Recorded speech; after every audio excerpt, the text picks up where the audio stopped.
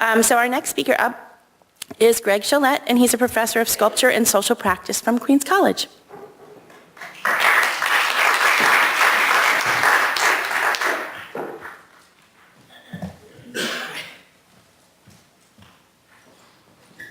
Morning, everybody. How are you doing? Social practice. I guess my question is, does anybody know what social practice art is? Can you tell us? While I get a sip of water. Okay. It's very interdisciplinary. We've all been speaking about interdisciplinary projects. It's community-based. I mean, one of the things that we do is try to get students outside the academy into actual communities to do things. It's also very involved in the question of art and social justice, how those two things can be brought together. How do artists interface with questions that are facing society more broadly?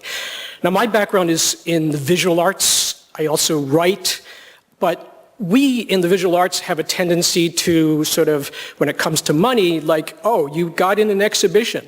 Great, that's your reward, is being shown in that exhibition.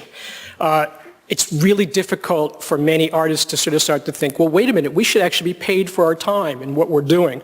So this is one of the things that has had to sort of be overturned, and we have to overturn this in our students as we work forward with them. So I want to tell you a little bit of a story about this, and this little rhizomatic presentation can just kind of generate in the background to show you how it's not just kind of partnerships. I would say it's more almost a kind of collective energy that sort of sprouted out from the beginning of what we were doing. Back about 8 years ago now, Tom Finkelpearl, who's the Commissioner of Arts now for the city, but was then the director of the Queens Museum, came to me and came to my colleagues and said, we want to go for a Rockefeller grant that we need to partner with somebody in the community. And you're here in Flushing, Corona, we'd like to work with you. And we said, sure, why not? I had known Tom for years before that to begin with. And it was just a one-time chunk of money to bring artists as residents to the museum and then to work with our students. We didn't really at the time think this is going to go any further than that. It seemed like a one-time kind of occasion. But we soon realized, and when I say we, it was myself and Professor Maureen Connor, who's now since retired from Queens College. We talked about the idea then, well, why don't we create a curriculum around this? Why don't we develop this further into something the students could be engaged with? There are a few socially engaged or social practice art programs around the country, but almost all of them at the time were on the West Coast, San Francisco and Portland, and a couple of other locations. There was almost nothing on the East Coast. So in partnership with Queens Museum and Queens College, we started this idea of a social practice curriculum or program. Now, we didn't develop an entirely separate curriculum, really. We backed it into the existing Master of Fine Arts program, which is relatively small at Queens College. We have about 20 students at any given time. And they have to then take the same classes the other students take, but they concentrate in socially engaged art. They use their artistic skills to create work that's involved in the community. That was sort of the origin of it. Tom then went on, of course, to leave the museum. We continued our relationship with the museum to this day. It's gone through a number of personnel changes, but that really has created a kind of foundation for us to work outward with in other areas, including urban studies. And now we're collaborating with urban studies at Queens College. We're working on a project in Puerto Rico, San Juan, looking at the way people have responded, not just to the hurricane, but to the austerity crisis that's been going on for years. And people don't always realize that the hurricane's impact was greatly amplified by the financial conditions there. We're looking at people who are doing urban gardens, who are squatting spaces, who are creating small sort of networks of bottom-up resistance to the conditions that they're living in. And we're bringing artists down as well as researchers to sort of examine that and think about a project. So we work in Flushing. We also worked in Corona.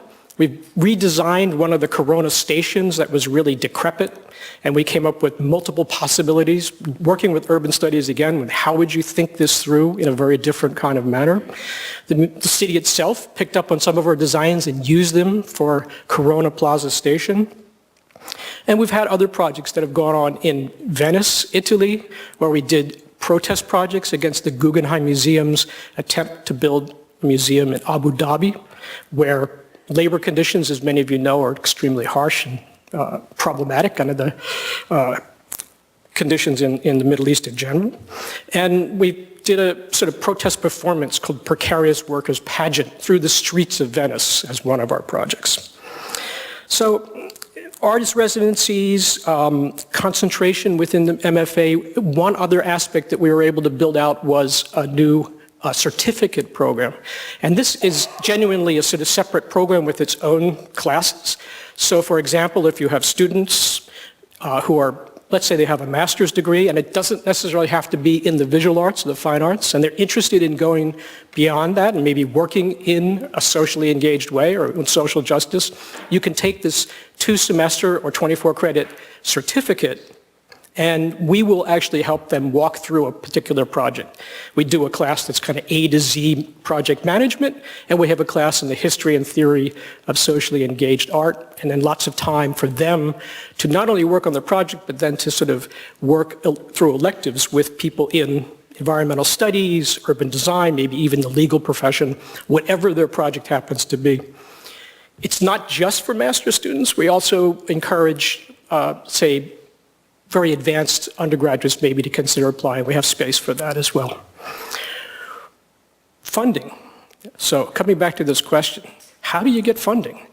What we did really was work with our personal connections, people that I knew in the field and that my colleague who's just joined us, Chloe Bass, knew, and we started to just say, look, we have this great project, you should think about giving us some money. And the Shelley and Donald Rubin Foundation, who are the people behind the Rubin Museum, some of you may know that, created a new grant for art and activism a few years ago, and we were one of the first recipients and have continued to be re-granted since then. That was very much a personal connection. It's one that we've continued. We've used that money to do a number of things, including art action grants that we give our students. So when they have a project, we give them a certain amount of money so they can actually make that project happen. And it's kind of a backdoor scholarship, if you will. The other thing we did was we published a book, Art as Social Action.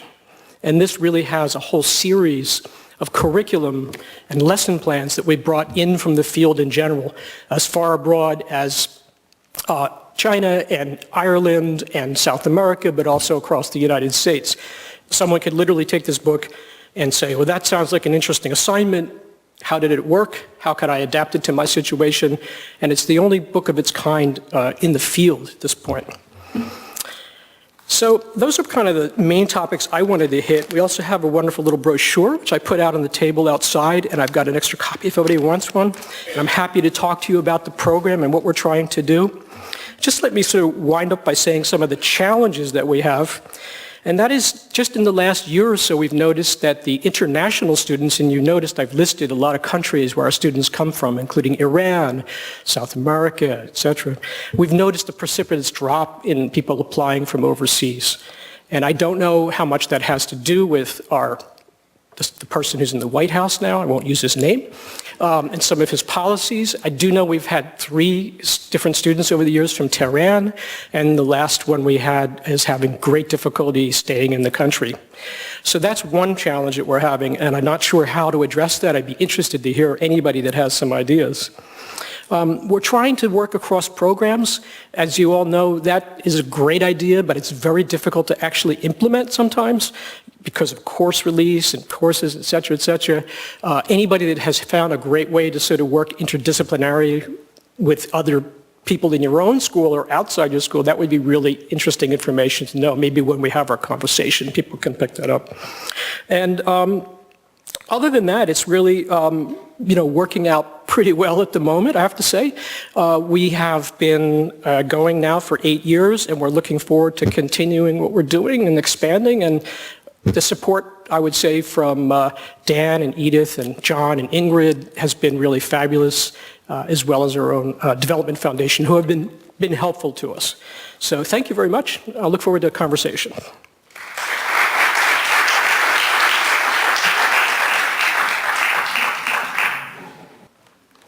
I think that Greg brought up a really terrific point, that sometimes a lot of this just begins with a really personal relationship.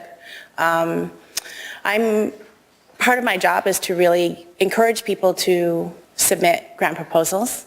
And I have had the experience working sometimes with very senior faculty who see their work as self-contained sometimes, to try and get them to,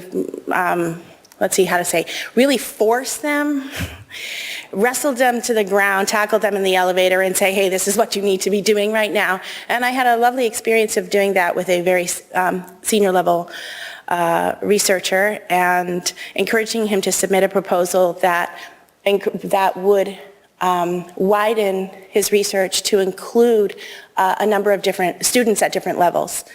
And he was resistant at first, but I bent him to my will and forced him through this really miserable process. It was miserable to submit this grant. But we did it, and it was done, and he received the funding, and everything was hunky-dory, and then we went onward to the miserable process of grants administration, and the deadline was rolling around again, 2 years later, and I said, hey, let's do another one. And he said, Edith, you forced me to do this the first time, and you promised me that it wasn't going to be miserable, and it was horrible. And I was like, whoa, wait a minute, you've done it once, it's fine. Now you know how to do it, it's all going to be good. So the second time, much easier, much easier. And I lied, looked him in the eyes, through my teeth, and convinced him that it was a great idea to do it again. And we did it again, and we got funded again. And now, if I see him in an elevator, he looks the other way, and so I figure I got 2 good proposals to get out of a really senior researcher. So if I'm stalking you, just, I don't know, decide how you're going to work that, and the eyes meeting in the elevator.